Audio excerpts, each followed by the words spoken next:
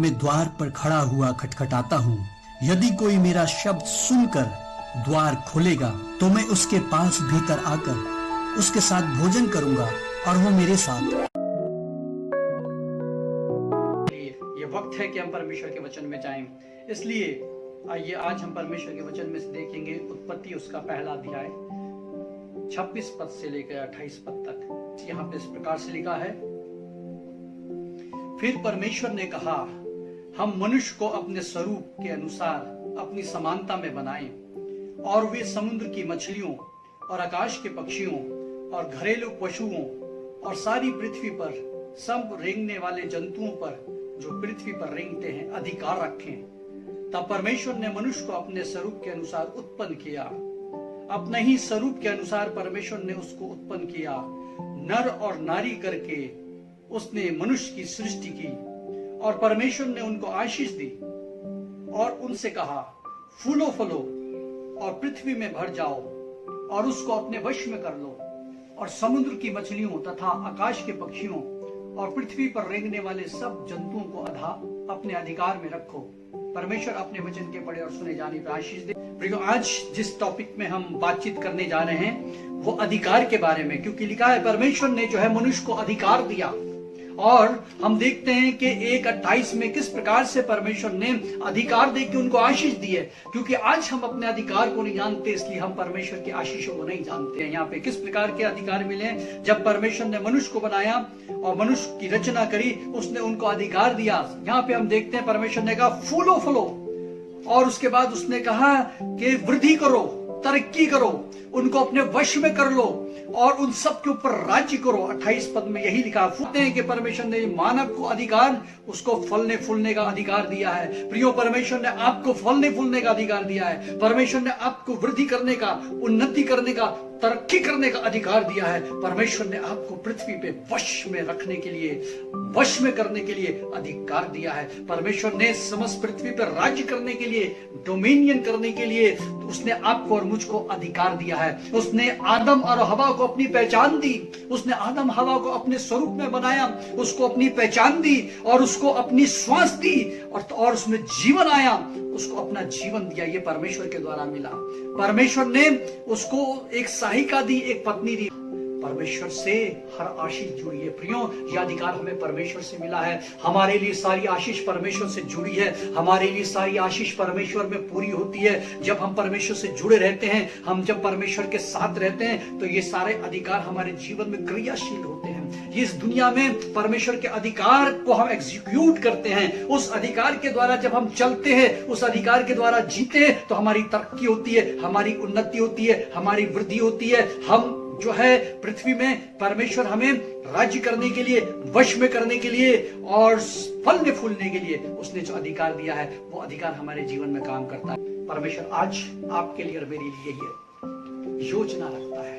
आज भी वो मनुष्य को अपने अधिकार से भर करके, अपनी सामर्थ से भर करके, अपने जीवन से भर करके वो आशीष देना चाहता है। लिखा है उसने मनुष्य को आशीष दी। प्रियो, हम उस अधिकार के पीछे, जब हम परमेश्वर के अधिकार में रहते हैं तो उस अधिकार से हमारे लिए आशीष जुड़ी है।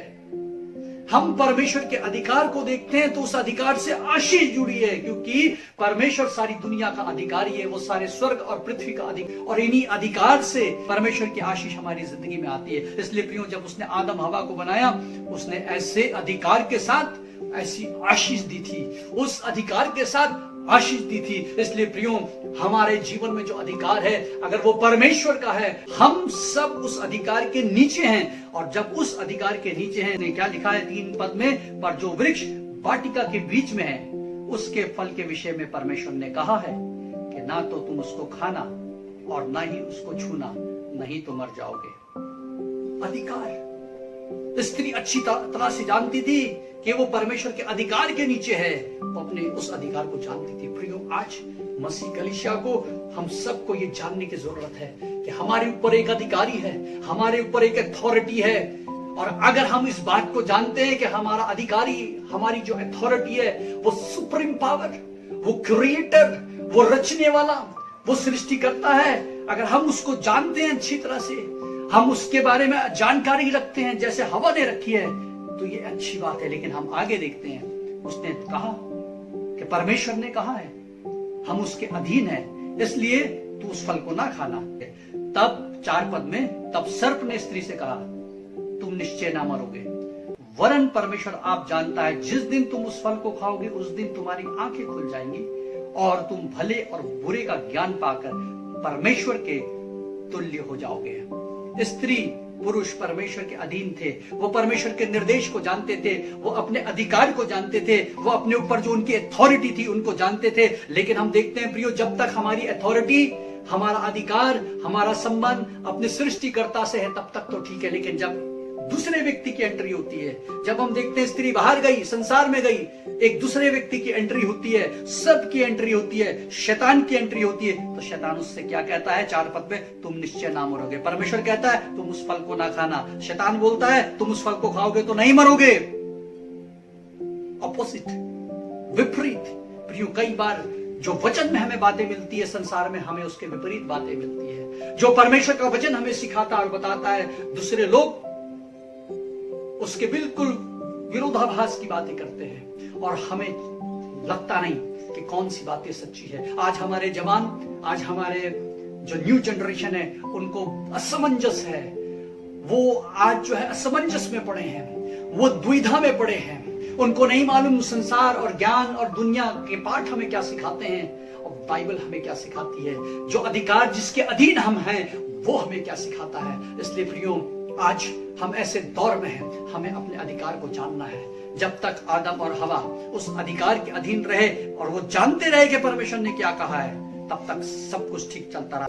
शैतान ने बोल दिया, भरमाने वाले ने कह दिया, तुम निश्चय ना मरोगे, लेकिन उस ज्ञान को पाकर परमेश्वर के तुल्य हो जाओगे, क्योंकि परमेश्वर स्वयं जानता है, स्वयं परमेश्वर बन जाओगे, अपने निर्णय स्वयं लेने लगोगे, किसी के अधीन रहना नहीं पड़ेगा, अपनी इच्छा से जियोगे, बिना रोक टोक के जियोगे, स्वयं के प्रभु बन जाओगे, अपने बॉस खुद बन जाओगे। तुम परमेश्वर की बात क्यों सुनते हो? तुम किसी के अधीन क्यों रहते हो? जिस दिन तुम ये फल खाओगे खुद के परमेश्वर बन जाओगे। जिस दिन तुम इस फल को खाओगे तुम्हारी आंखें खुल जाएंगी। जिस दिन तुम फल खाओगे ज्ञानवान बन जाओगे। और लिखा है, प्रभु का वचन कहता है, इनके और 6 पद में लिखा है, अतः जब स्त्री ने देखा कि उस वृक्ष का फल खाने के लिए अच्छा और देखने में मन भाऊ और बुद्धि देने के लिए चाहने योग्य भी है, तब उसने उसमें से तोड़ के खाया और अपने पति को भी दिया और उसने भी खाया। दोनों ने खा लिया। प्रियो, उसी क्षण एक अधिकार उनके ऊपर था, उस अधिकार की सीमा को लांघ करके, उस अधिकार को तोड़ करके, उस अधिकार का उल्लंघन करके, उसका विरोध करके, हम यहाँ पे देखते हैं प्रियो, एक घटना घटी और जो है उस अधिकार का विरोध हुआ। प्रियो, हम यहाँ पे देखते हैं स्त्री और पुरुष ने परमेश्वर के अधिकार को हटा दिया।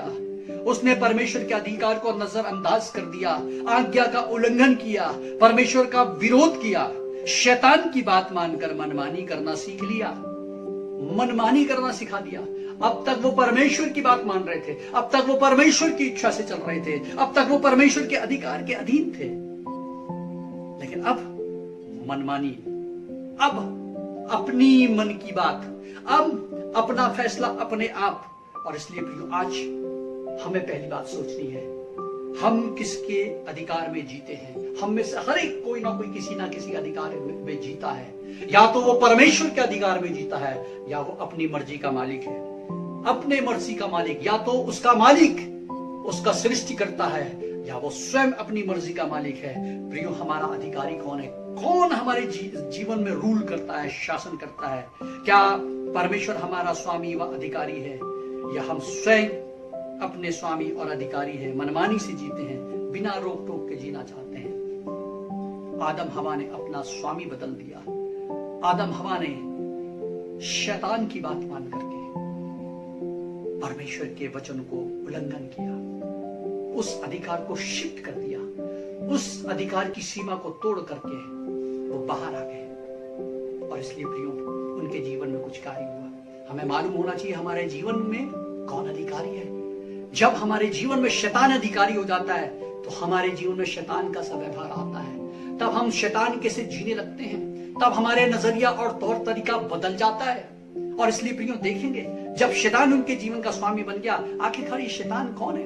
ये शैतान किस किस्म से अपने जीवन को, अपने प्रोस्पेक्टिव को, अपने दृष्टिकोण को रखता है, उसके बारे में अगर हम निकालेंगे यशाया उसका 14 अध्याय 13 पद से अगर आगे हम पढ़ते हैं तो इसमें लिखा है उस स्वामी के बारे में जिसकी बात आदम हवा ने मानी थी।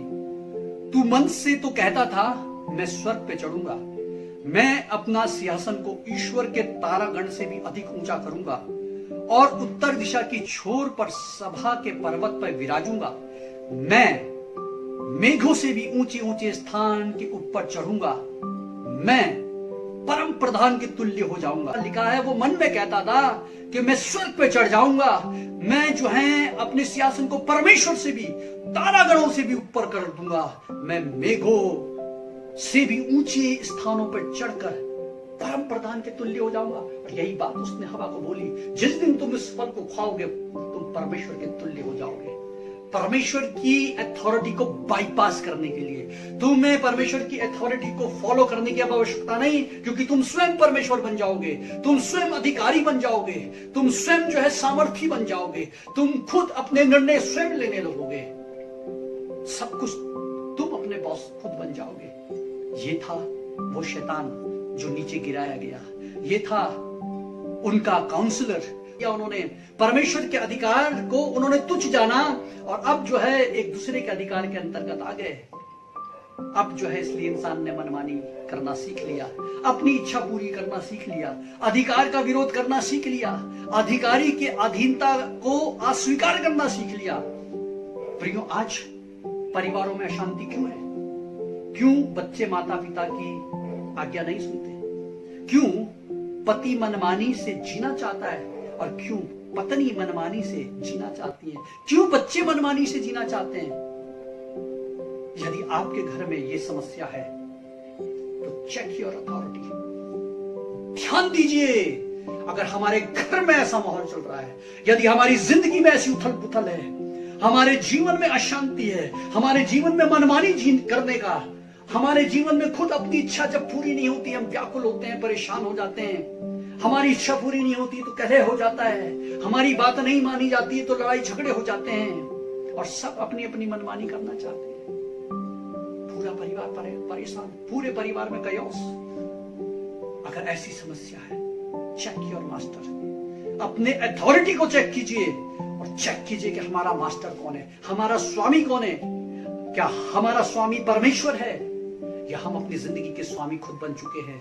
अगर हम अपनी जिंदगी के स्वामी खुद बन चुके हैं, मनमाना जीना सीख लिया है, तो जानिए कि शैतान ने भरमा दिया है। शैतान भरमाने वाला हमारे जीवन का संचालन कर रहा है। आज पति परमेश्वर के अधीन नहीं है, मनमानी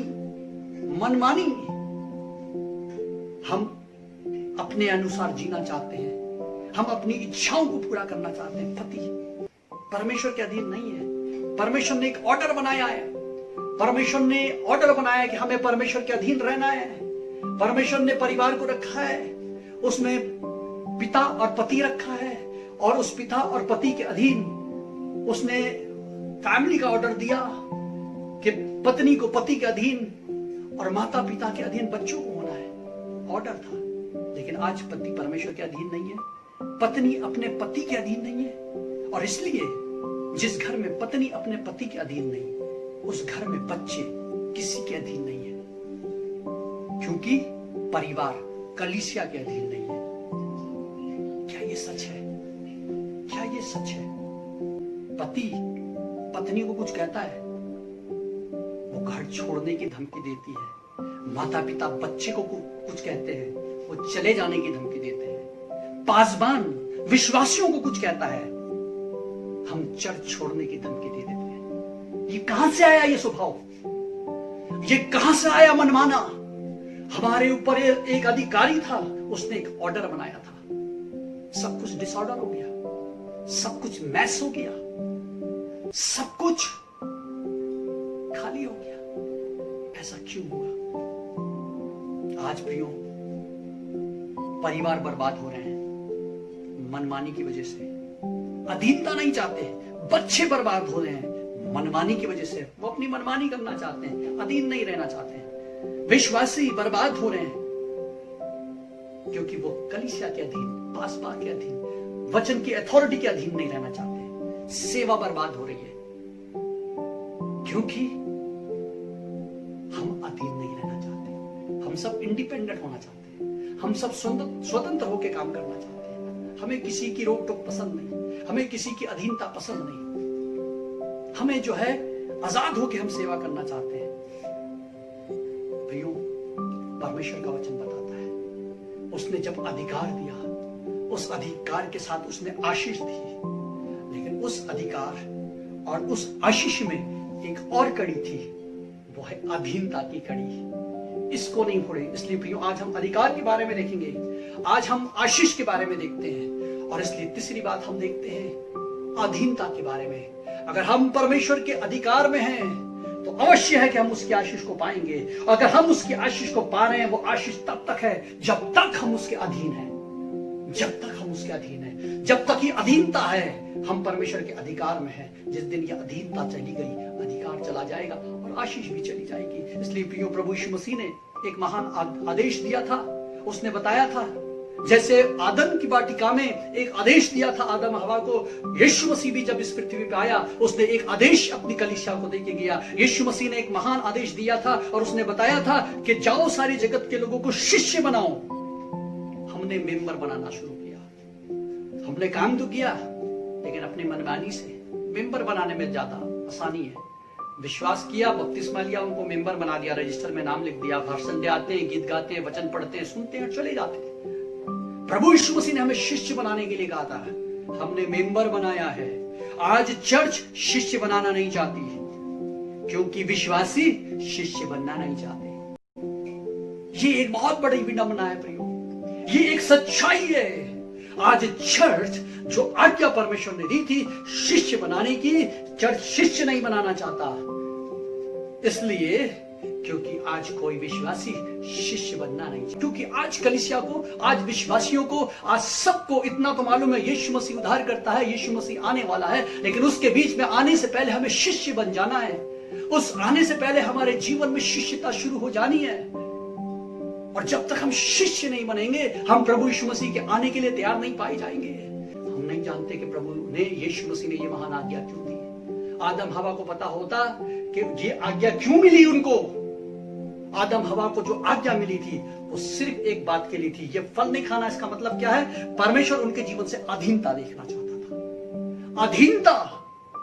आदम हवा, ये अधिकार मैंने तुम्हें दिया है, जिंदगी की आशीष मैंने तुम्हें दी है, सब कुछ जो जीवन में जो आशीष जुड़ी है वो मुझसे जुड़ी है, परमेश्वर बोलता है। इसलिए तुम मेरे अधीन रहो, इसलिए तुम मेरे अधीन रहो, तो सब तुम्हारे अधीन रहेंगे, सब तुम्हारे वश में रहेंगे, सब कुछ प्रॉपरली चलेगा, सब कुछ जो है तुम इस लाइफ को एंजॉय करोगे। मेरी अधीनता परमेश्वर ने ये सिखाना चाहा। इसलिए उसने कलीसिया को यह आदेश दिया, जाके शिष्य बनाओ। किस लिए? ताकि जब हम प्रभु यीशु मसीह को ग्रहण करते हैं तो हम अधीनता में आ जाए, डिसाइपल डिसिप्लिन के साथ उस परमेश्वर की अधीनता से जुड़ जाए, उस परमेश्वर की अधीनता में। इसलिए प्रियो, आज मैं बताना चाहता हूं, शिष्यता जो है अधीनता से जुड़ी है।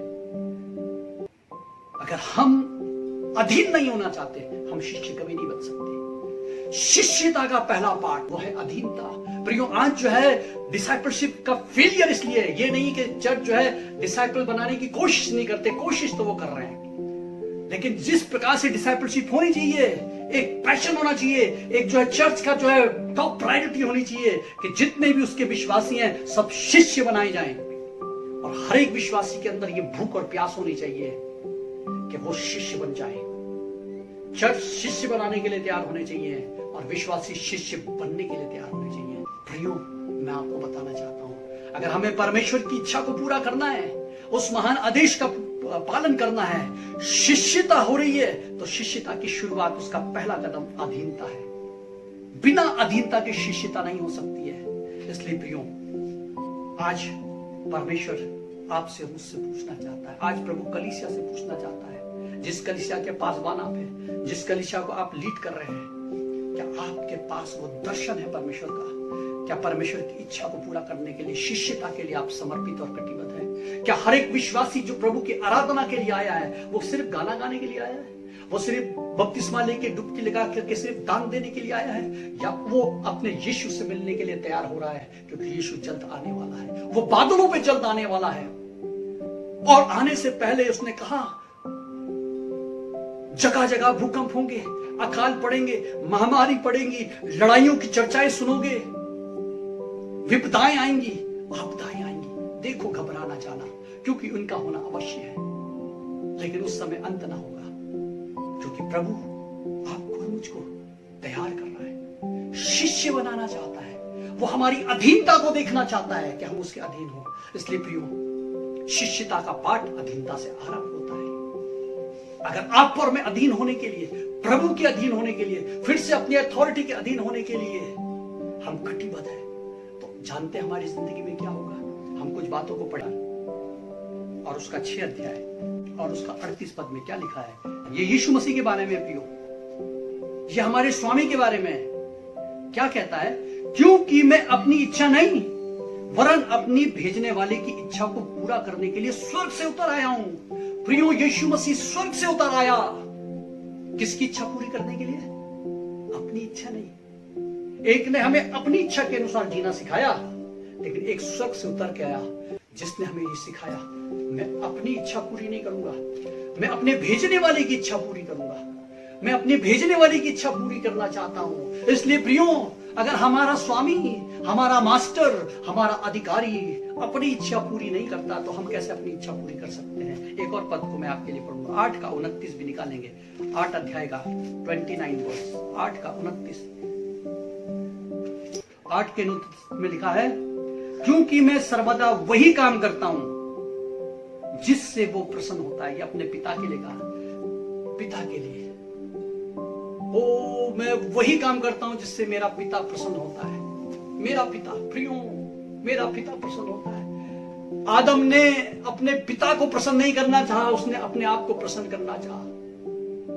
ये दूसरा आदम था जिसने अपने आप को प्रसन्न नहीं किया, अपने पिता को प्रसन्न करने के लिए आया। और सिर्फ उस समय नहीं, जब उसके जीवन में सब कुछ फ्लरिश चल रहा था, जब दुनिया उसके पीछे भागी जा रही थी, जब भीड़ की भीड़ उसके पीछे हो रही थी, जब उसकी कीर्ति और यश चारों तरफ फैल रहा था, तब उसने अपने पिता की इच्छा को पूरा नहीं किया। कई बार जब हमारा पास सब कुछ ठीक होता है, तो हम पिता की इच्छा, हम एक दूसरे की अधीनता बहुत आराम से चलती है, एक सबमिशन और अथॉरिटी और ये सब कुछ आराम से चलता है। लेकिन प्रियो, जब परिस्थिति बदलती है तो सब कुछ बदल जाता है। मत्ती 26 और 39 में अगर हम देखें कि यीशु मसीह केवल उस समय जब सब कुछ ठीक था तभी अपने पिता के अधीन नहीं, लेकिन हम उस घड़ी को देखते हैं, यीशु मसीह क्रूस पे जाने वाले थे और उसको मालूम था वो कैसी मृत्यु से मरेंगे, और वो गतसमनी के बागीचे में वो प्रार्थना कर रहे थे। 39 वर्ष में कहा, फिर वो थोड़ा और आगे बढ़कर मुंह के बल गिरा और ये प्रार्थना करी, हे मेरे पिता, यदि हो सके तो ये कटोरा मुझसे टल जाए, तो भी जैसा मैं चाहता हूं वैसा नहीं, परंतु जैसा तू चाहता है वैसा हो जाए। प्रियो, परमेश्वर का धन्यवाद हो कि यीशु मसीह हमें ऐसी राह दिखा के गया। वो अपने पिता के अधीन रहना उसने सीखा। उसने सिखाया कि एक मानव को, एक इंसान को, एक परमेश्वर के जो अधीनता में, उसके अधिकार के नीचे रहता, उसे कैसे जीना है। इसलिए वो मरते मरते भी वो कह गया, प्रभु मेरी इच्छा नहीं तेरी इच्छा पूरी हो जाए। प्रियो, यदि हर एक जन परिवार में हर एक बच्चे अगर कहें हमारी इच्छा नहीं, पिता तेरी इच्छा पूरी हो जाए, अगर हर एक पत्नी कहे मेरी नहीं तुम्हारी इच्छा पूरी हो जाए, हर एक वर्कर अपने बॉस से कहे हमारी इच्छा नहीं आपकी इच्छा पूरी हो जाए, जो आप कहेंगे हम वो करेंगे, सारे झगड़े खत्म हो जाएंगे, सारी परेशानी का हल हो जाएगा। हर एक विश्वासी कहे प्रभु हमारी इच्छा नहीं तेरी इच्छा पूरी हो जाएगी। हर एक विश्वासी इस बात को ठान लेंगे कि प्रभु हम तेरी अधीनता में जीना सीख गए, हम अपने परमेश्वर की अधीनता में रहना सीख जाएं, हम अपने परमेश्वर के उस अधिकार में रहना और जीना सीख जाएं। तब विश्वासी ऐसा बोलेंगे, तब हमारे जवान ऐसा बोलेंगे, वो कहेंगे अब विवाह असमान जुए में नहीं होगा, क्योंकि परमेश्वर की इच्छा से ही विश्वासी परिवारों से हमारे रिश्ते होंगे। असमान जुए में जुटने से परमेश्वर की इच्छा पूरी नहीं होती। तो अब हम उस इच्छा को पूरा ना करेंगे। अब हमारे जवान बच्चे कहेंगे, वो संसार के बहकावे में नहीं आएंगे, वो प्रभु का भय मान के विवाह उनका होगा, वो लिविंग इन रिलेशनशिप में नहीं जाएंगे, वो परमेश्वर के साथ उसके डर और भय में आदर के साथ विवाह करेंगे, इज्जत के साथ परिवार को बनाएंगे। विश्वासी परिवारों में तलाक नहीं होंगे, झगड़े नहीं होंगे, क्योंकि हमारा स्वामी यीशु है जो हमें अधिकार में रहना सिखाता है, अधीनता में जीना सिखाता है। अधीनता में जीना शिष्यता का आरंभ है।